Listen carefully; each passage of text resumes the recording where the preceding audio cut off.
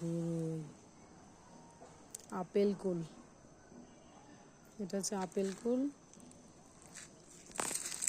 আমাদেরই লাগানো গাছ, অনেক ধরেছে বড়ই, খুবই মিষ্টি। এখন থেকে পাখিও তো খাওয়া শুরু করেছে, দেখালাম একটা ভিডিওই। আর উপরে অনেক আছে,